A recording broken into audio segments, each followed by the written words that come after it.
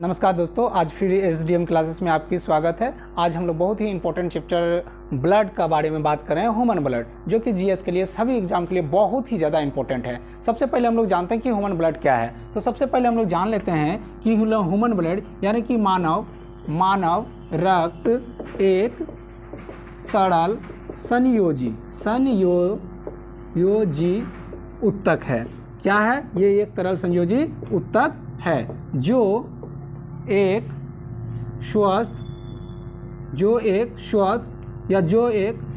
लिखिए,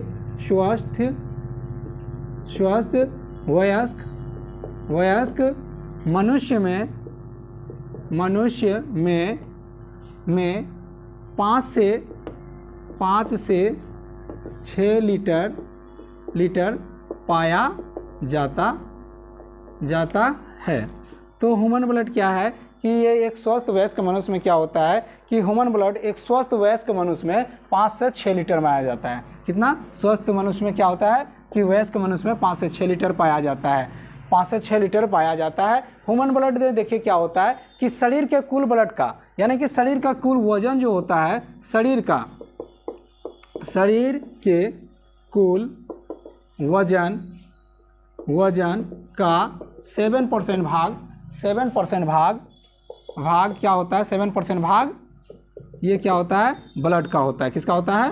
ब्लड का होता है। तो ये हम लोग दो बात को यहाँ पर समझे कि शरीर में वो एक स्वस्थ आदमी में क्या होता है, एक स्वस्थ वयस्क मनुष्य जो अच्छे स्वस्थ इंसान होते हैं उसमें 5 से 6 लीटर पाया जाता है। शरीर का कुल ब्लड का कितना होता है? यानी कि शरीर का कुल वजन का 7% भाग क्या होता है? ब्लड का होता है।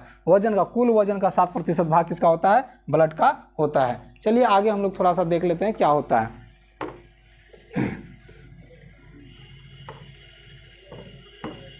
इस तरह का ब्लड से बार बार हम लोग को पढ़ना पड़ता है। आज ये क्लियर कर लेते हैं कि ब्लड से आखिर क्वेश्चन इतना आता है और हम लोग मिस कहाँ कर जाते हैं जो ब्लड में नहीं बना पाते हैं। तो देखिए क्या होता है कि ह्यूमन ब्लड जो होता है ये बहुत ही सेंसिटिव चीज़ होता है। देखिए इसका पीएच मान अगर माना जाए तो ब्लड का पीएच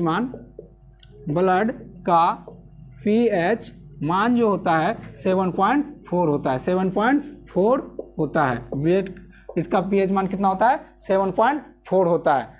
तो ब्लड का पीएच मान कितना हो गया? 7.4 हो गया। यही चीज़ अगर हम लोग आगे जानते हैं तो ये ब्लड जो होता है पुरुषों की अपेक्षा महिलाओं में आधा लीटर कम पाया जाता है। क्या होता है? पुरुषों की अपेक्षा महिलाओं में हाफ लीटर ब्लड क्या होता है?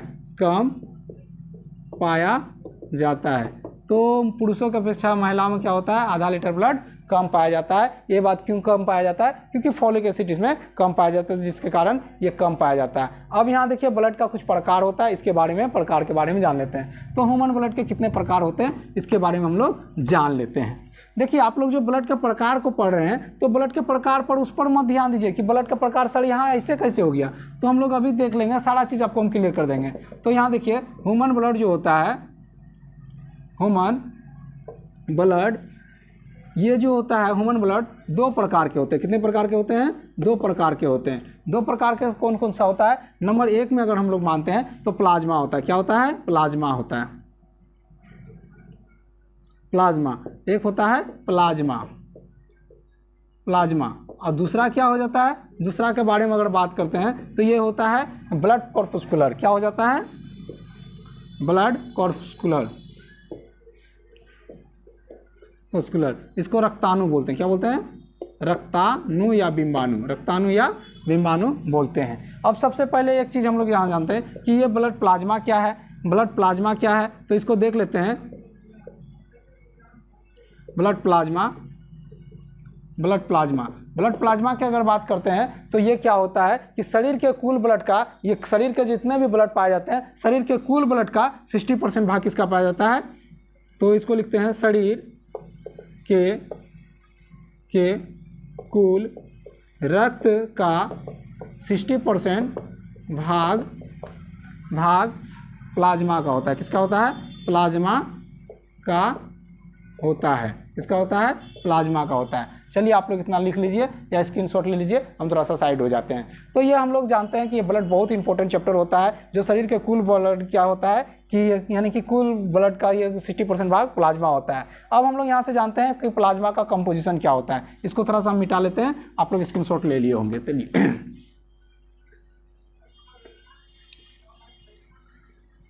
अब यहाँ से हम लोग देखते हैं कि कंपोजिशन ऑफ प्लाज्मा क्या है, इसको थोड़ा सा देखना जरूरी है। कंपोजिशन ऑफ प्लाज्मा यानी कि प्लाज्मा का संगठन क्या होता है प्लाज्मा का, इसमें क्या क्या चीज़ मिलकर बना होता है। सबसे पहले तो वाटर, जिसको हम लोग जल बोलते हैं। जल कितना परसेंट, 90% क्या हो जाता है, जल पाया जाता है। कोई भी चीज़ जो होता है, शरीर का कोई भी पार्ट्स होता है तो उसमें जल होता ही है। उसके बाद प्रोटीन है, क्या है, प्रोटीन है, क्या होता है, प्रोटीन जो होता है ये 0.9% हो जाता है। उसके बाद क्या है, साल्ट है, जिसको हम लोग क्या बोलते हैं, खनिज लवण बोलते हैं या नमक बोलते हैं। तो हम लोग यहाँ क्या क्या लिखेंगे, लवण जो होता है शरीर में जितने भी ये हो जाता है, इसमें लवण जो पाया जाता है, लवण का बात करें तो ये हो जाता है 0.9%। कितना होता है, 0.9%, या कहीं कहीं 7% भी आपको देखने को मिलेगा। क्या होता है, कहीं कहीं 7% भी देखने को मिलेगा। या प्रोटीन देखिएगा, प्रोटीन भी 7% ही देखने को मिलेगा, या लवण 9%। अगर इसके बाद हम लोग और दूसरे एलिमेंट्स के बारे में बात करते हैं, जैसे कि ग्लूकोज, क्या है, ग्लूकोज के बारे में बात करते हैं। ग्लूकोज जो होता है ये 0.1% होता है, 0.1% होता है। यहीं पर अदर चीज लेंगे तो अन्य पदार्थ में क्या हो जाएगा, अन्य पदार्थ की बात करते हैं तो ये 2% होता है। ये क्या होता है, 2% होता है। तो ये कंपोजिशन ऑफ प्लाज्मा था। चलिए आप लोग स्क्रीनशॉट ले सकते हैं कंपोजिशन के बारे में। थोड़ा सा आगे चलते हैं, देख लेते हैं क्या होता है। अब प्लाज्मा का अगर हम लोग कार्य के बारे में जाने तो प्लाज्मा का वर्क, फंक्शन ऑफ प्लाज्मा क्या होता है, थोड़ा सा देखते हैं। प्लाज्मा के कार्य, यहाँ पर प्लाज्मा के कार्य के बारे में मानते हैं। तो प्लाज्मा का कार्य क्या होता है, प्लाज्मा का मुख्य कार्य क्या होता है, इसको जान लेते हैं।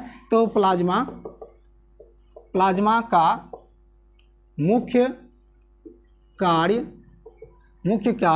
शरीर में, मानव शरीर में पोषक तत्वों तथा पचे हुए पदार्थों का स्थानांतरण करना है। तो ये पदार्थ का, इसका जो है प्लाज्मा का मुख्य कार्य होता है। दूसरा चीज, ये प्लाज्मा का क्या हो गया, मुख्य कार्य हो गया। चलिए आप लोग इसको लिख लिए होंगे या स्क्रीनशॉट ले लिए होंगे। चलिए हम आगे चीज लिखाते हैं। और दूसरा चीज यहाँ पर देखिए क्या होता है कि प्लाज्मा में एक बहुत ही इंपॉर्टेंट चीज आता है, क्या कि सीरम आखिर है क्या, इसके बारे में हम लोग बात करते हैं। चलिए तो सीरम के बारे में अगर जानते हैं तो जब प्लाज्मा से क्या होता है, जब प्लाज्मा से फाइब्रोनोजेन